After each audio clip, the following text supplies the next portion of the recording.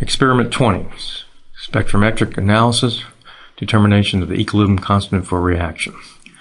So before we talk about what we're going to do in this experiment, let's go refresh our memories on what chemical equilibrium is.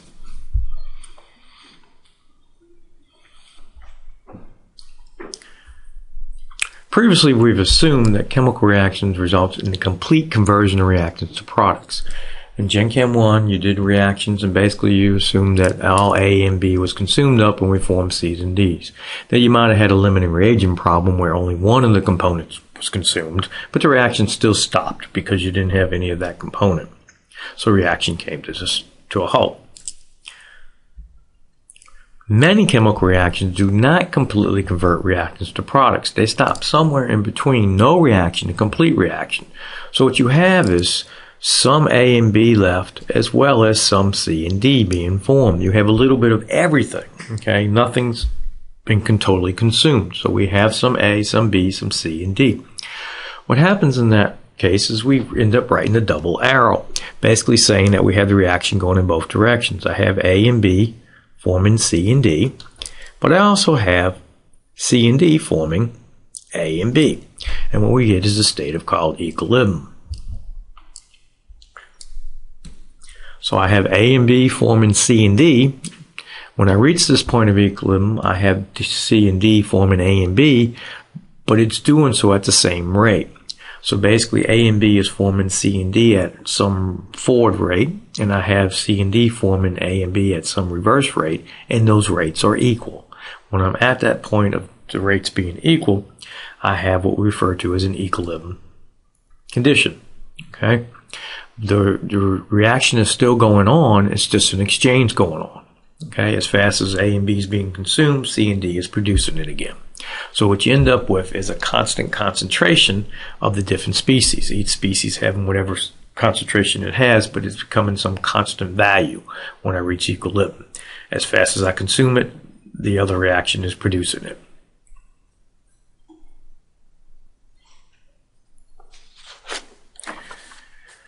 Therefore, many reactions do not go to completion, but rather form a mixture of products and unreacted reactants in what we refer to as a dynamic equilibrium. A dynamic equilibrium consists of a forward reaction in which the substances react to give products, and a reverse reaction in which the products react to give the original reactants. In other words, an exchange going on. Chemical equilibrium is the state reached by a reaction mixture when the rates of the forward reaction and the reverse reactions have become equal. In other words, my forward rate is equal to my rate of my reverse. They become equal when we reach that point of equilibrium. Now we can show this graphically. Okay. Say I have a reaction of A plus B gives me C plus D. I can write a graph, but basically I have my concentration on my y-axis and time on my x-axis. If I have the reaction of A and B, I have some concentration of A and I have some concentration of B. Okay. Over time, these molecules will be colliding, and the concentration of A and the concentration of B will be going down over time. They will be getting less over time. At that point, when the concentration of A and B are getting less, my forward rate will also be decreasing over time because the probability of collisions go down. At the same time, I'm producing C and D, so I have concentration of C and concentration of D. Those concentrations are going up over time because I'm producing them, so it has some reverse rate.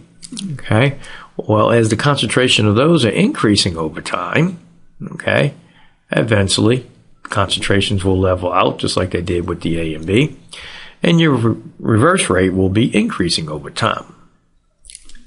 At some point, the forward rate and the reverse rate will be equal. That's going to occur when my concentrations of A and B and C and D reach some constant value, some constant concentration. My A and B also will reach some constant concentration. That point where that occurs, okay, that's my equilibrium. That's the point that my forward rate will be equal to my reverse rate. So that point where the concentrations become constant of A, B, C, and D is that point of equilibrium where my forward rate will be equal to my reverse rate. Since these rates are equal, there must be some mathematical relationship to show that, and we'll show you that in the next couple of slides. But first I want to show you a slide of a real example of this graph using a reaction. Here I have 3 moles of H2 plus 1 mole of carbon monoxide gives me 1 mole of methane plus 1 mole of water. Notice that if I start off with my moles of substance, I'm starting off with 3 moles of hydrogen moles of gas, and you can see that it basically decreases over time and then it levels off. Okay, start off with 1 mole of CO. Once again, it levels off at some point. And then we're producing methane and water moles, both being 1 mole each, so that's increasing over time, and then it levels off. We can look at the rates. The forward rate of this reaction is decreasing over time. Okay, so 3 moles of H2 plus 1 mole of CO over time, that rate will decrease. Well, on the other side, I have methane and water producing H2 and CO. Since this is a reverse reaction, this rate is increasing over time until that rate levels off. That point where my forward rate and my reverse rate equals, okay, that will occur at the same point in time where my concentrations level off. So when my concentrations level off to some constant value, that is the same point that my rates will be equal, and is what we refer to as equilibrium. That is that point where we reach equilibrium.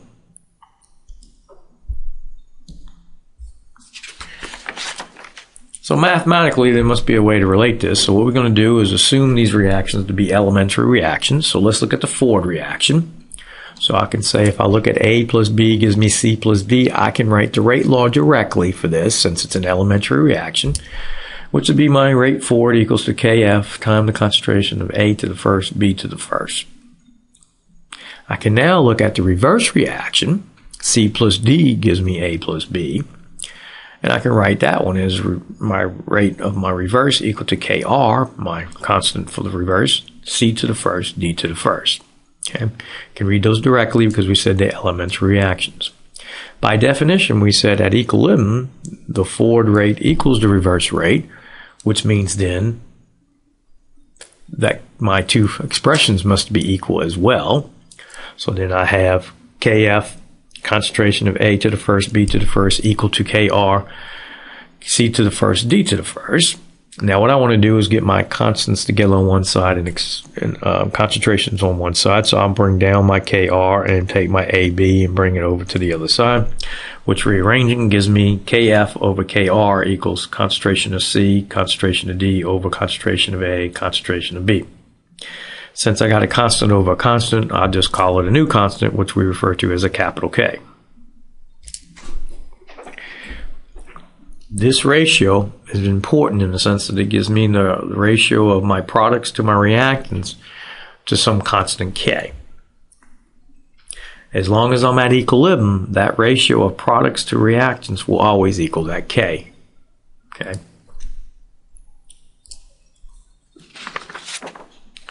Constant divided by a constant is just a new constant, so we call it capital K. This ratio is given a special name and symbol called the equilibrium constant K, relating to the equilibrium condition at a certain temperature. It's temperature dependent. That's important. Okay, this K is temperature dependent. So I know a K for a particular temperature. If I change the temperature, I got to change the K. So K is temperature dependent. So I know a reaction going on at a certain temperature, I have a K for that reaction. For a particular reaction relating concentration of each component. This is basically a comparison between the forward and the reverse reaction rates. At equilibrium, the ratio of concentration of species must satisfy K. So if I have equilibrium concentrations of C, D, A, and B, when I do put this into my equation, that ratio will be equal to that K value. If I don't have equilibrium concentrations, I just have initial values or any values, and I plug them into that, they will not equal K because they're not at equilibrium. Okay, only equilibrium concentrations, when I plug them into the equation, will equal to that K value. If I plug in any other values, they won't equal to that K value.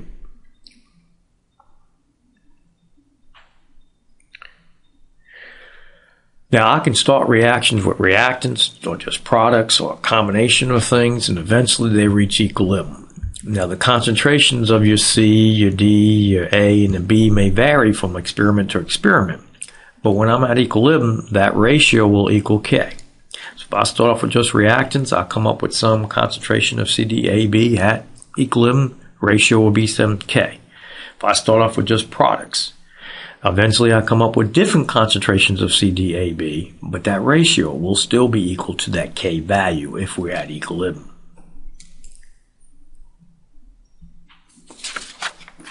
Every reversible system has its own position of equilibrium under any set of conditions. The ratio of products produced to unreacted reactants for any given reversible reaction remains constant under constant conditions of pressure and temperature. So if I'm at constant pressure and temperature, I'm at equilibrium, that reaction will exchange and continue to exchange. Reactants will form products, products will form reactants, concentrations of all the species remain some constant value. However, if the system is disturbed, okay, the system will shift and all the concentration of the components will change until equilibrium is reestablished, which occurs when that ratio of new concentrations equal K. So if I have reactants and products and they're at equilibrium, and then I add more reactants, then it's going to be unbalanced, and it's going to have to shift, in this case, toward the products, to form more products, consume that extra A, and then we're going to get different concentrations of A, B, C, and D. However, when it reaches that equilibrium, that ratio will still be equal to that K value. You got different concentration different constant concentrations of your species, but the ratio will still be the same as before, equal to that K. Numeric value for this ratio is called the equilibrium constant, is given to reaction K, and remember that it is temperature dependent. It's temperature dependent.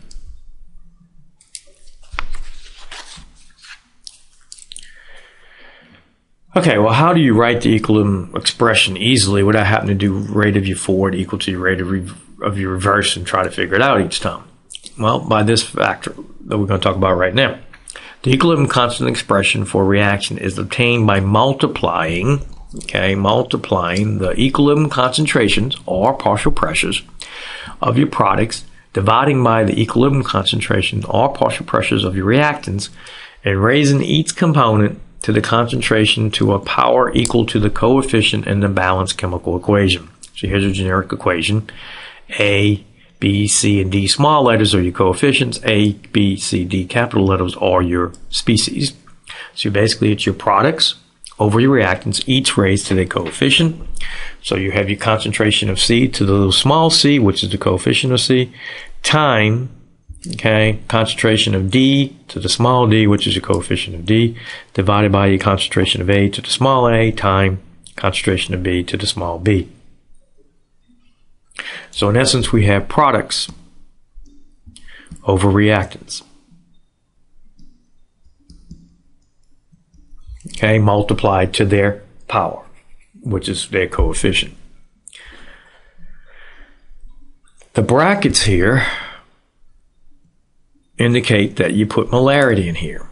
So as long as you put in molarity into this expression for all your variables, and they don't have to cancel, they won't cancel, K is unitless. There are no units on K. Unitless as long as I plug in molarity. This is the same setup that we're going to do for all the equilibriums we talk for the next couple of chapters. If I talk about Ka or Kb, that's just telling me in an acid plus water or base plus water. We're still going to do it the same. Products over reactants, each raised to their coefficient. Another important thing to realize, liquids and solids have an activity of 1 because it's concentration based. We'll talk more about this later, but basically if a solid or liquid's in the expression, this chapter or in the chapters to come, They have a activity coefficient of 1, therefore they are not put into the expression. In the definition, we said that equilibrium concentrations are partial pressures, which means I can do this problem in gases as pressures as well. So it was set up the exact same way, except instead of doing it in molarities, we're doing it in atmospheres. So we're talking about partial pressure of C to the C, partial pressure of D to the D, partial pressure of A to the A, partial pressure of B to the B. Okay? As long as I plug in atmospheres here, it'd be unitless for my Kp as well. So I can do concentration base by doing aqueous solutions, or I can do gases, or I can do gases as atmospheres. Now we notice we have a subscript P on here. Since we do have that, sometimes instead of just calling it K, we would put a subscript C on it to mean concentration base. So you have a Kc and a Kp. As long as I'm putting in atmospheres, I have to use the Kp. If I'm plugging in molarities, I have to use the Kc. So the question comes up, is Kc and Kp the same value? And the answer is no. Okay, Kc is not the same as Kp. If I have atmospheres, I got to use the Kp value. If I have molarities, I have to use the Kc value, and Kc does not equal Kp. Now, it may be coincidental that it can be, so it is possible that Kc is equal to Kp, but most likely it won't be. And I'll show you later on when it can be equal, okay, and how you can tell if it would be the same value. But just keep in mind, if I'm doing atmospheres, gases as atmospheres, partial pressures, I want a Kp. If I'm doing gases or aqueous solutions as molarities, I want a Kc value. Other thing, as I said before, it is temperature dependent. Okay, so if I have a K, it's based on some temperature. Also realize if I do any changes by adding reactants, products, or whatever, that things are going to shift until it reaches equilibrium again. Okay, so all those concentrations will change. But in the end, when I reach equilibrium again and it's reestablished, that ratio will be equal to that K value. In our experiment, our goal will be to determine the K for the following reaction, the equilibrium constant. We're going to take iron 3, thiocyanate, and we're going to form a complex, thiocyanate though, iron 3. So to set up the K, it's your products over your reactants. So we have our concentration of our complex divided by our concentration of iron 3 divided by the concentration of our thiocyanate. All these values have to be at equilibrium. Okay, must be equilibrium values. And what we're trying to do is determine that K value. But if you look at it, we have one equation and we have three unknowns. We don't know the concentration of our complex, the iron, or the thiocyanate at equilibrium. So we need to find a way to express these components into one unknown. Okay, so we need to find a way to do that so we can solve the equation. We can only have one unknown and if we only have one equation to solve for that unknown. So we write the equation. We have iron 3 plus thiocyanate gives us our thiocyanate iron 3 complex. We need to set up a table now, which is sometimes referred to as your ICE table. You write your initial values, your starting values, your change, and then you write your equilibrium values. We know the initial concentration of the iron 3. We know the initial concentration of our thiocyanate. And we know there's 0 concentration of our complex to start with. Somehow, we need to figure out some relationship between these three when they reach equilibrium.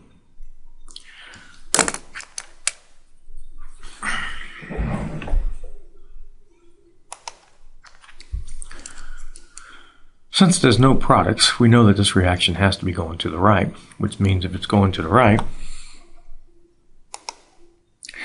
that we must be consuming the reactants and producing products.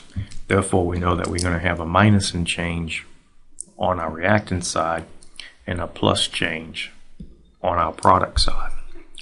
Now, how much change is that going to be? Well, we don't know, so let's just say we have X amount of iron is consumed. Then how much thiocyanate will be consumed? Well, since it's a 1-to-1 mole ratio, there will be X amount of that being consumed.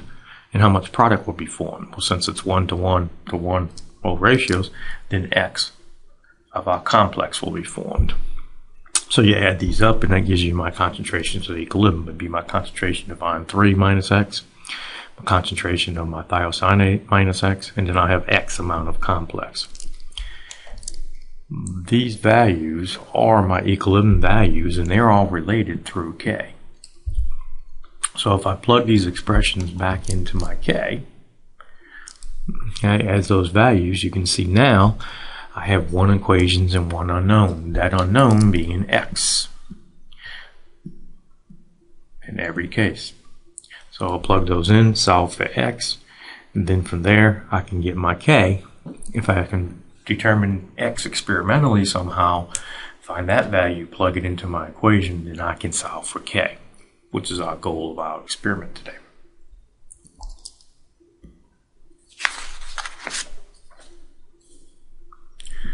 So if we plug those values in, it looks like this. We have X in the numerator.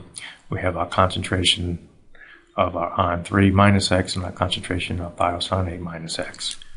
We know the concentrations of our iron and our thiocyanate, so all we got to do is figure out what is X. So if we can determine that X, we can solve for K and for this reaction. The first step that we're going to have to do to be able to solve for that X is we're going to have to make a calibration curve for the thiocyanate complex. So what we're going to have to do is make some solutions and basically make some standards, okay, get our line run, and then from our experiment we can take that X, get some absorbance of that concentration. Once we know that, go to our complex, read our concentration, and then we can do our calculation for our K. So it's a two-step process. We're going to have to do a calibration curve, and then we're going to actually do our experiment to solve for K. Because if I can find the concentration of complex in the experiment, it will give me the X. So then I need to be able to figure out that X from a calibration curve.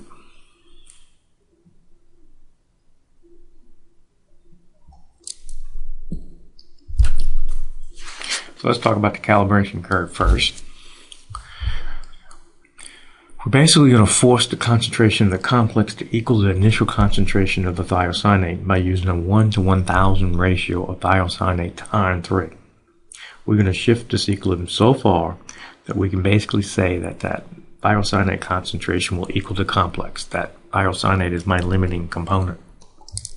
If you look on page 139, there's 20 milliliters of 2 times 10 to the negative 4th molarity of potassium cyanate and 20 milliliters of 0.2 molarity of iron 3 nitrate being used. This concentration is so different, okay, a 1 to 1000 ratio, that we basically shifted that equilibrium so far that we're basically going to say that that concentration of the thiocyanate within the reaction is equal to the concentration of our complex.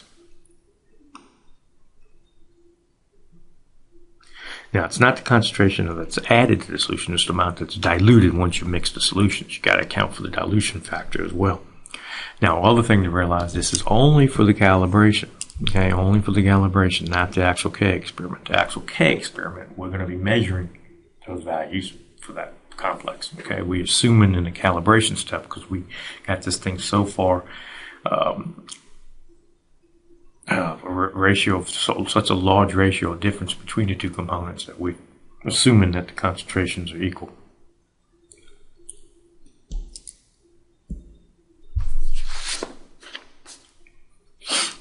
So for the calibration curve, the thiocyanate concentration is equal to the complex within the reaction, meaning we take into account that dilution factor though. Okay, so in your first number one standards on page 39, we're taking 20 milliliters of 2 times 10 to the negative 4th molarity of potassium cyanate, and 20 milliliters of 0.2 molarity of iron 3 nitrate. Okay, so if I want to figure out the concentration of my thiocyanate, it's just a CV equals CV, so you have your 2 times 10 to the negative 4th times the 20 milliliters. Okay, that's coming from here. And we're looking for the concentration of the diluted thiocyanate. Well, what's the total volume? Well, you got a total volume of 40 milliliters that we add, 20 plus the 20. So we do our calculation, and we find the concentration of our thiocyanate for diluted number 1 is 1 times 10 to the negative 4th. Basically half, okay, because we're taking 20 milliliters of our substance and 20 milliliters of something else, so it's being diluted by half. Now the key here for the calibration curve is that we're saying that the concentration of our thiocyanate is equal to the concentration of our complex. So this is our complex number, one of our standards that we're going to plot. So you do your plot, you're going to have absorbance, and we're talking about our concentration of our complex. And this is standard number 1. You're going to get some value. You take the solution, you read your absorbance, and then you plot that point. That's your standard 1. Okay. You also have a 0, 0 point. Okay, as well. And then we're going to do this for another standard and another standard. Draw our line, and there's our calibration plot. And then we do the experiment, and we're going to run that experiment, get some absorbance, and then read that absorbance off this plot, and that'll be our X that we will use for our calculation.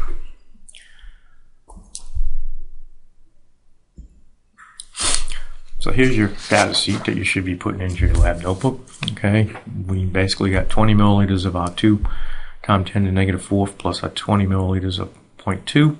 So basically that has a concentration of 1 times 10 to the negative 4th molarity as we just calculated. Now how are we going to do number 2 standard? Well, what we're doing is, if you notice, we're taking 10 milliliters of number 1. So we're taking that concentration, 10 milliliters of that concentration of solution, and then adding 10 milliliters of water. So once again, the CV equals CV.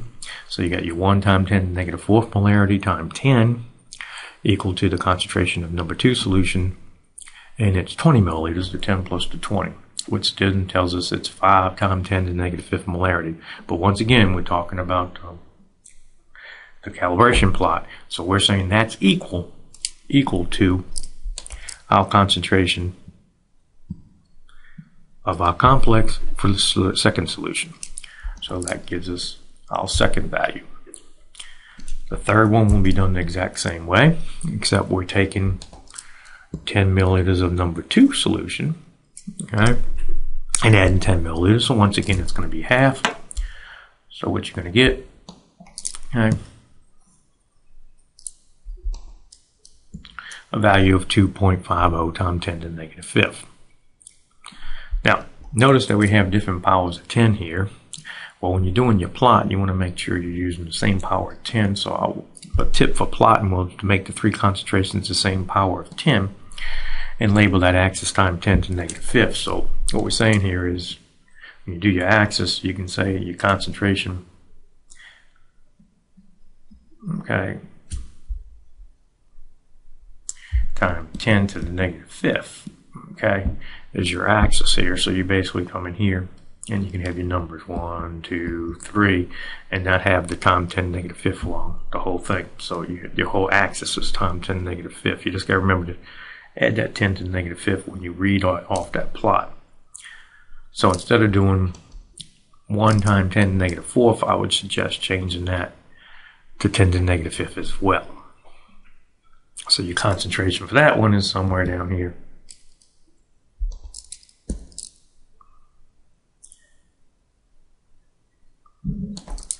You got one down here, somewhere down here is 10 times 10 to the negative 5th. So basically you got some point here, some point if I had 5, and somewhere around 2.5, okay, on your axis. And don't forget that you have a 0, 0 point as well.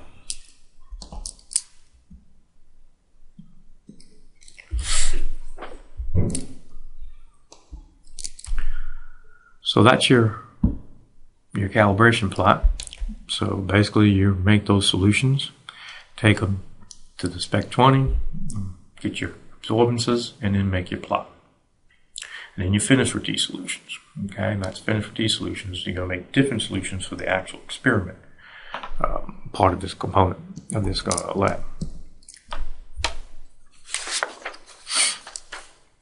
Alright, so now we're talking about the K experiment. Okay, we need to do some more dilutions. Now the key here is where lots of people make mistakes. Okay, when we're making these solutions, these all come back from the stock solution of 0.2 molarity. We're finished with those solutions we use for the calibration plot. We're finished with those solutions. Now you're starting over, okay, making the actual K experimental solutions. In this process, we're going to skip the fourth one. We're only going to do number 1, number 2, and number 3. So we're going to go and we're going to take 20 milliliters of our 0.2 stock and add 20 milliliters of water. So once again, you're doing CV equals CV. Okay, CV equals CV. So if I got 20 milliliters of 0.2 and I'm adding 20 milliliters of water, basically it's a dilution by half. So once again, I end up with 0.1 molarity here for my number 1. Then I'm taking 20 milliliters of number 1, which is 0.1 molarity times 20, diluting it to 40 mils total. Okay, add 20 more mils. So once again, that would be diluted by half. So it's 0.05. Then we take in the third one, we're taking 20 mils of that second one, and it's diluted by half again. These are our concentrations of our iron in our solution.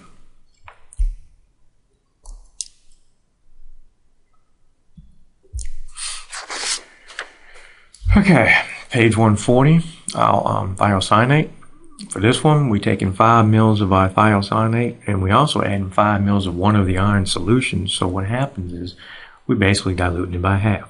Okay, we're starting off with the thiocyanate. We're doing the same thing on all the experiments. We're taking 5 milliliters of our original stock thiocyanate, and we're adding 5 milliliters of one of those iron solutions. So in other words, what we're doing here is a dilution by a factor of half again. So in all cases for experiment 1, 2, and 3, our thiocyanate original solution concentration will be the same, which will be 1 times 10 to the negative fourth. Okay, so in experiment 1, if I'm taking 5 mils of my 2 times 10 to the negative fourth and 5 mils of solution number 1, it's a dilution factor of a half, so it's 1 times 10 to the negative fourth. Second one, I'm taking 5 mils of my stock, 2 times 10 to the negative fourth again, and 5 mils of number 2, so once again it's dilution by half. And the third experiment, the same thing. Okay, so across the board, my initial thiocyanate concentration for each one of my experiments will be the same, 1 times 10 to the negative fourth.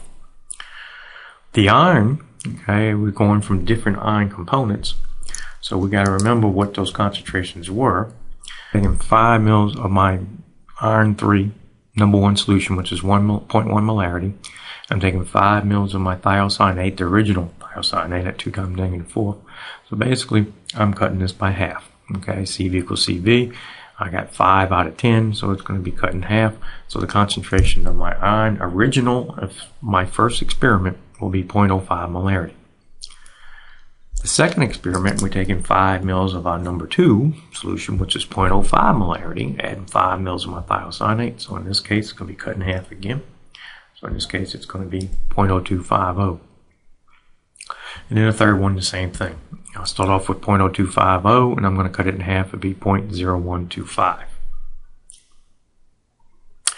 Now notice we're mixing these in the same flask. So when I do experiment 1, okay, and this is experiment 1, okay, I'm going to take 5 mils of my thiocyanate. I'm taking 5 mils of my number 1 solution. I'm mixing those together in one flask, and that is my solution for experiment 1. That's the one I'm going to go to the machine and measure the absorbance of to get the concentration of my complex at equilibrium. Then I'll do the same thing for this experiment. Mixing those solutions together as experiment 2. Go into the AA, measure it. Okay, Spec 20, measure my absorbance, and that's my concentration of my complex for experiment 2. And then I'm mixing these solutions together, the 5 and 5, and once again go to the Spec 20, measure, get my concentration of my complex.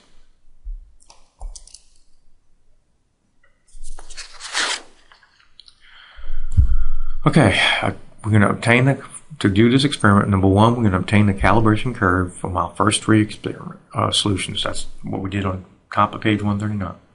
This plot will allow us to determine the concentration of our complex for each of the 3 experiments. So the first part of the experiment from page 139, remember we had 0, we had some S1, we had some S2, and we had some S3 components. Okay, we're going to have some plot there. That's your calibration plot. Okay, that's what we did in the first part. Then for the second part of the experiment, we're actually trying to determine K. You're going to take one of those experiments, say experiment 1, and you're going to get some absorbance for that. You're going to come here, measure the absorbance, come here and get that. That is your value for your X, or in other words, your complex. Okay, your thiocyanate complex.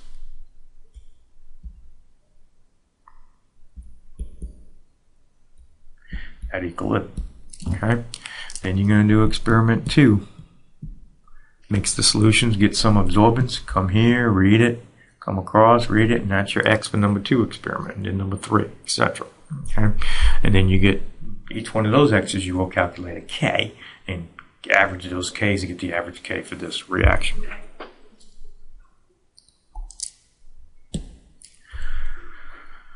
We're going to mix the solutions for experiment 1. Okay, on page 140, obtain the absorbance for the Spec 20 at 460 nanometers. Read that absorbance off the calibration plot as I just showed you a second ago. Okay, for that concentration of that complex. That is our X that we're going to plug into our expression and try to solve for that K. So we're going to get 3 different Ks from the data.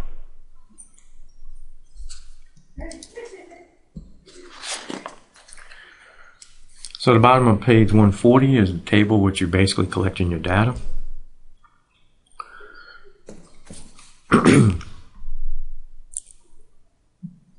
Once you do your Beer's log plot, okay, what you're going to do is then do experiment 1.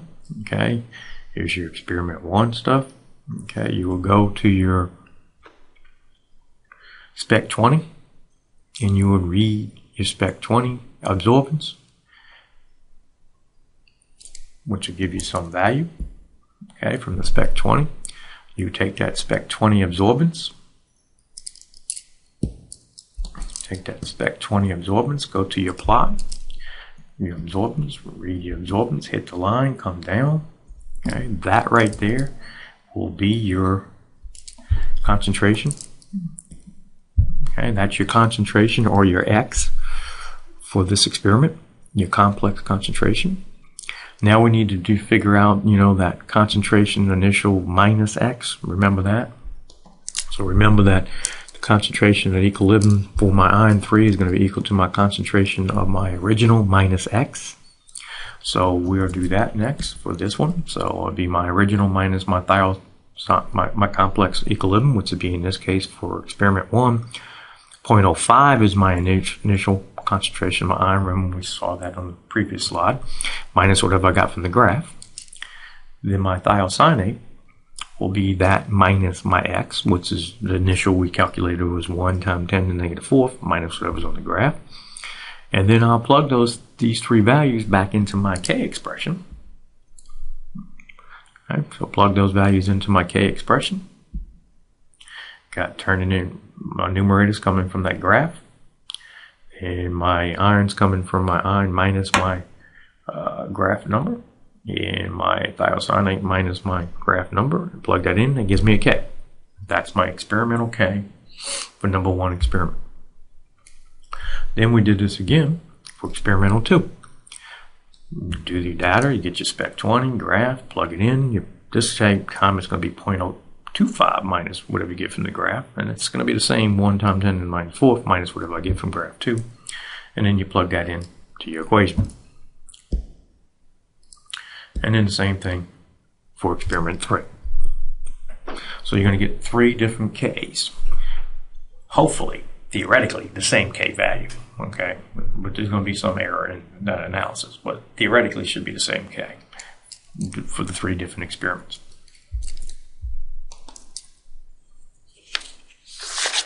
The goal of this experiment is I want an average K for the reaction and a standard deviation. We did 3 different experiments to determine K. I want to see those 3 Ks, average them, and give me a standard deviation for that K. only requiring the computer plot for this, okay, but make sure the axis has some small increment that you can see on that axis, okay. And also I want you to use the equation of the line to calculate your K. Okay. Use that equation of the line to determine that K for each one of these experiments. As I mentioned, for the axis, you might want to put 10 to the minus fifth on the axis here, and then just use your numbers, etc. Okay, instead of squeezing in all that on the axis. But just remember, when you read something off the graph, I got to read that number as well as multiply it by 10 to the negative fifth. Okay, if I forget to do that, then I'm not going to get correct answers. Chemicals, you only need 45 mils of each component. A reminder, check your filter on the Spec 20. Okay, it should be 390 to 590 nanometers, because we're using 460 nanometers as our wavelength. Okay, so make sure you get that filter to the right location.